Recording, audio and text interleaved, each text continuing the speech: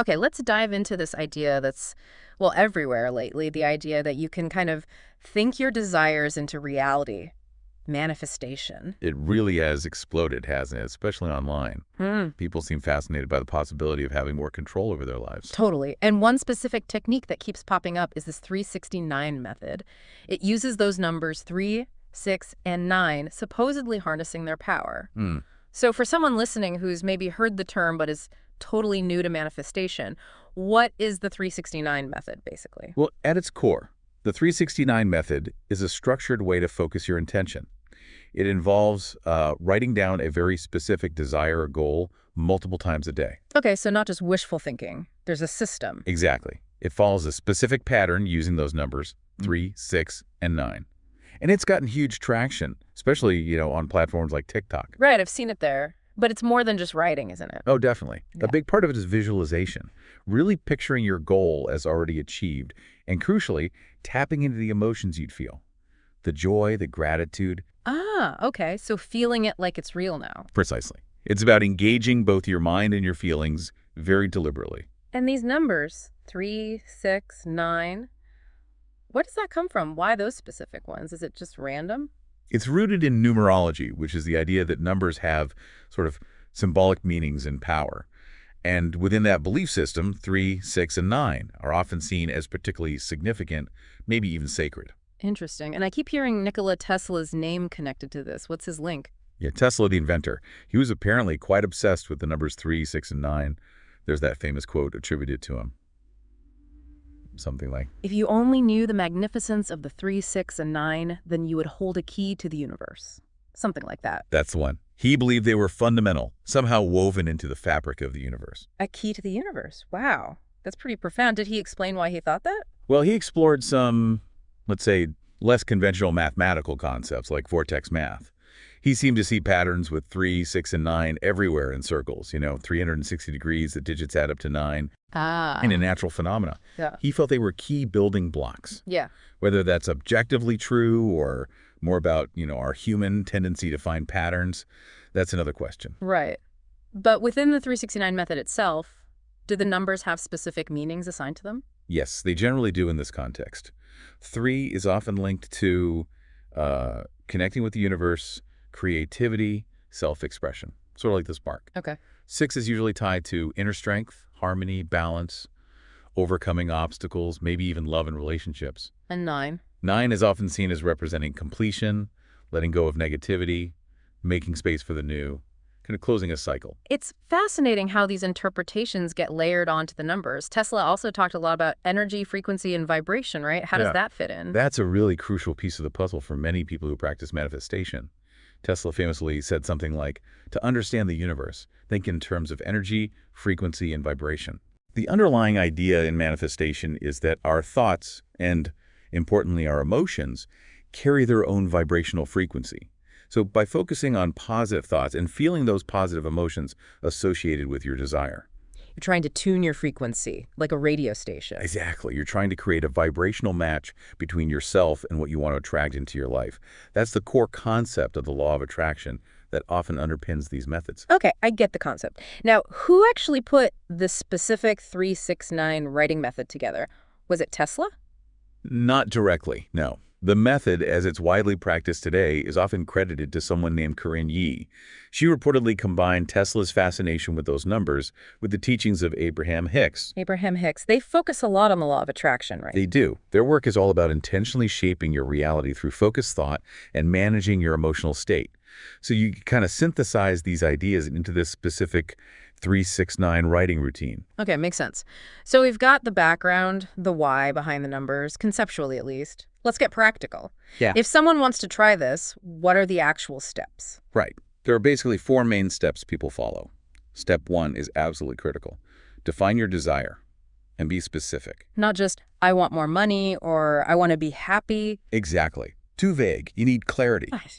So instead of, I want a new job, maybe something like, I am so grateful for my fulfilling new role as job title at company type, where I feel valued and earn specific salary or range. Ah, phrasing it as if it's already happened. Yes, that's Yeah. key. Phrasing it in the present tense, like it's already part of your life, and really trying to feel the gratitude and happiness that comes with it. Should you focus on just one thing at a time? It's generally recommended, especially for beginners.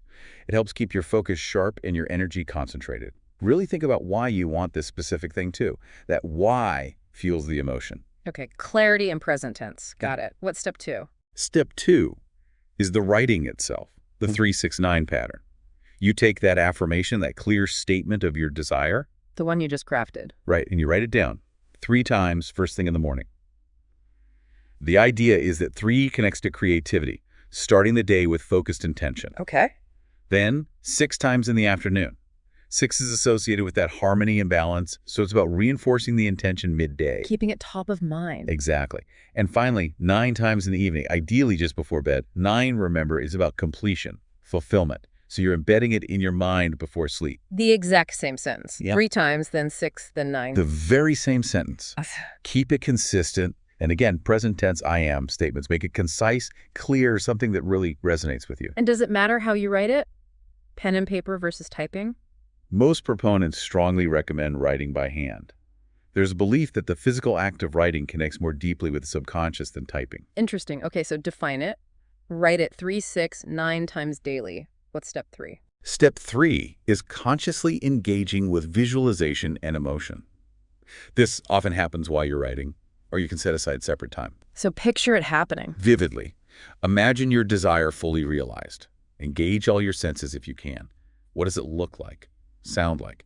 How do you feel physically in that scenario? What are the smells, tastes? Make it as real as possible in your mind. Like a mental movie. Exactly. And the most crucial part here is the emotion. You need to feel the joy, the excitement, the peace, the gratitude, whatever positive emotions align with that desire being fulfilled.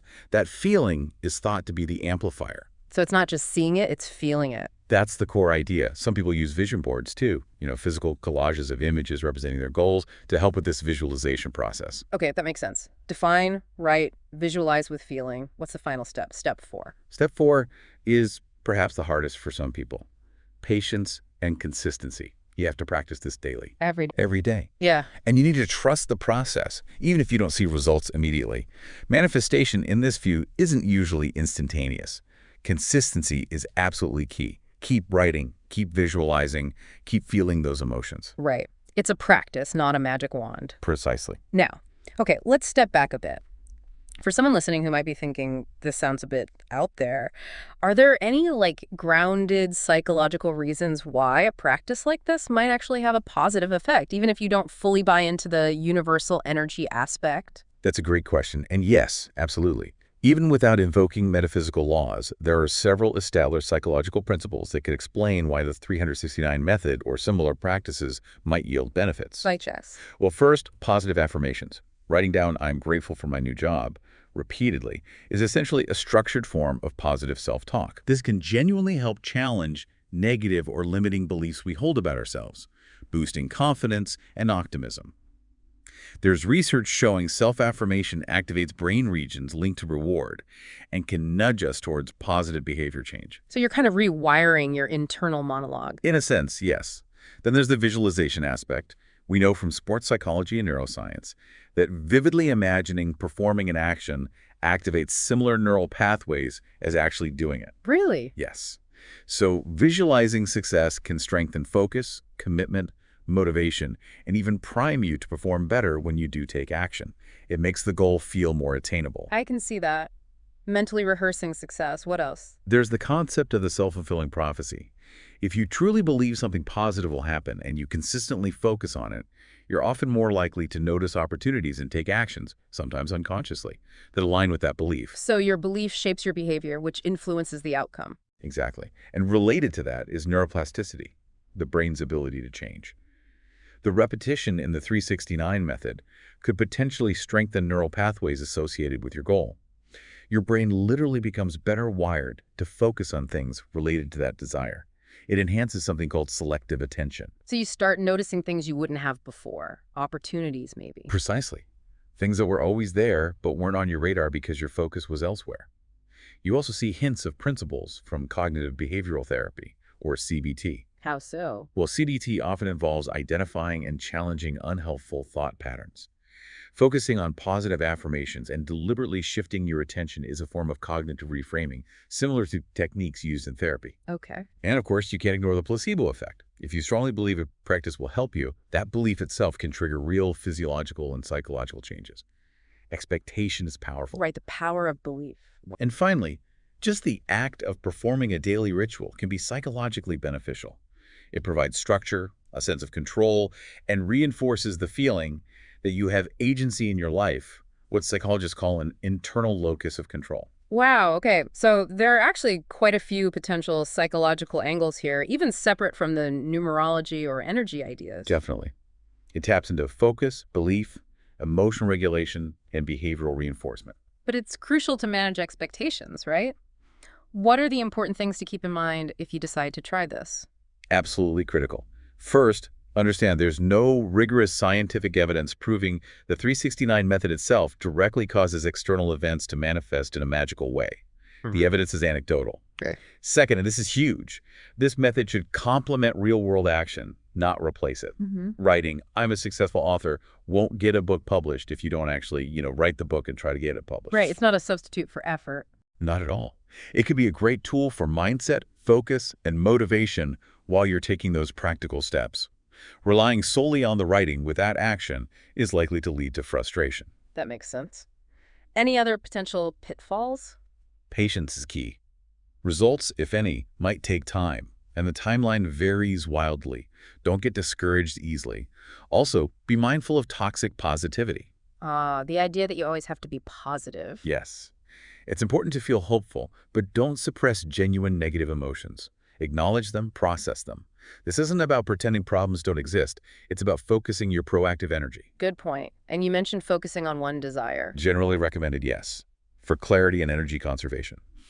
Also, journaling alongside this can be helpful. How does journaling help? It can deepen your understanding of your desire, help track subtle shifts or opportunities you notice, clarify your thoughts, and cultivate gratitude. It reinforces the intention. Okay. Are there any actual risks to doing this? Not inherent risks in the practice itself, beyond potential disappointment if expectations are unrealistic or if it's used instead of taking action. The main risk is opportunity cost if you spend time on it instead of doing practical things. So combine it with action, keep expectations realistic. Got it. Any final tips to maybe enhance the process for someone trying it? Sure. Really lean into cultivating a positive mindset. Overall, practice gratitude daily. Surround yourself with positive influences. Make the writing a real ritual. Like set a specific time and place. Yeah, create a quiet space, maybe light a candle, whatever makes it feel intentional and focused for you. Use affirmations that genuinely resonate emotionally. Believe in them. Okay. Stay open and aware. Notice synchronicities or opportunities that pop up, and be ready to act on them. Don't just wait passively. Be proactive. Yes. Consider combining it with other things like meditation or maybe creating that vision board we talked about. Yeah. Always speak and write in the present tense, I am, not I will be. Embody it now. Exactly. Try not to obsess over the how or when. Trust the process. Trust your efforts. Trust divine timing. Whatever framework resonates with you. Be consistent day in, day out. And deal with doubts if they come up. Acknowledge them, don't ignore them, but then consciously reframe them. Challenge the doubt with your positive affirmation and your belief in your ability to take action. This has been incredibly thorough. It feels like we've really unpacked the 369 method from multiple angles. Yeah, hopefully it gives listeners a clear picture of what it is, how it supposedly works, and, importantly, how it might connect to both practical action and psychological principles. So to sum up for everyone listening, the 369 method is basically a tool. It uses focused intention, repetitive writing, and emotional visualization framed by these specific numbers. Exactly. It's not necessarily a magic bullet, but as a practice to cultivate focus, maintain a positive outlook, and perhaps motivate action toward your goals. It could be quite valuable for some people. Especially when paired with that all-important real-world effort. Couldn't stress that enough. It definitely leaves you thinking, though. Forget the specific numbers for a second. Could that simple act of consistent, focused attention, coupled with strong emotional engagement towards a goal, could that be the real mechanism that helps align us with opportunities and drives us forward? That's a fascinating question to ponder, isn't it? Where does focused human intention intersect with the unfolding of reality? Something to definitely keep exploring.